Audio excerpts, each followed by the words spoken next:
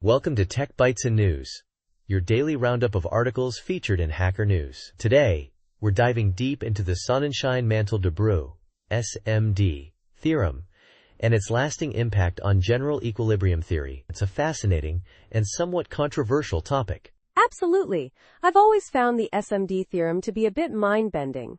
What's the core idea behind it, in a nutshell? Essentially, the SMD theorem shows that, under fairly standard assumptions about individual preferences, aggregate excess demand functions can exhibit almost any behavior. It completely upends the intuition that well-behaved individual preferences automatically lead to well-behaved aggregate demand. Think of it like this. Each person might have perfectly rational preferences, but when you put them all together, the market as a whole can act in wildly unpredictable ways. So individual rationality doesn't guarantee aggregate rationality? That's a pretty powerful statement. What were the implications of this discovery? Huge implications.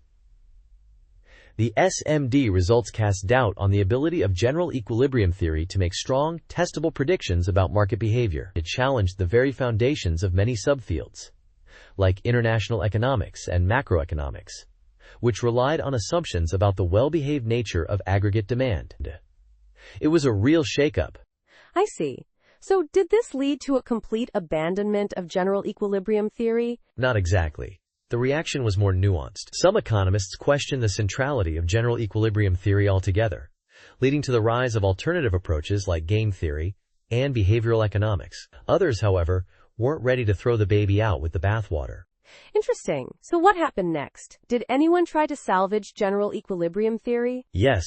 Brown and Matzkin's work is a key example. Instead of focusing on aggregate demand, they looked at the equilibrium manifold, the set of all possible equilibrium prices and endowments. They showed that, under certain conditions, the equilibrium manifold does impose testable restrictions on the economy. It's a different approach, but it offers a way to potentially test general equilibrium theory.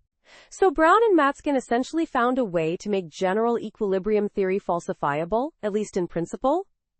That's a significant counterpoint to the SMD results. Exactly. But it's not a complete victory. Their approach requires individual-level data, which is often difficult to obtain now. And even with that data, they couldn't address issues like uniqueness, stability, and comparative statics of equilibrium. The SMD theorem's shadow still looms large. So it's a complex picture. The SMD theorem showed limitations of aggregate analysis, while Brown and Matzkin offered a path towards testability using individual-level data. But even then, some fundamental questions remain unanswered. It's a testament to the enduring complexity of economic modeling. Precisely. The SMD theorem and subsequent work highlight the challenges of moving from microeconomic foundations to macroeconomic implications. It's a reminder that the aggregate behavior of an economy can be far more complex than the sum of its individual parts. And that's a fascinating area of ongoing research. Absolutely. This has been a really insightful discussion. Thanks for breaking down such a complex topic for us. My pleasure. And thank you to our listeners for tuning in to Tech Bytes and News. We hope you enjoyed this deep dive into the world of general equilibrium theory. Until next time, goodbye. Bye-bye.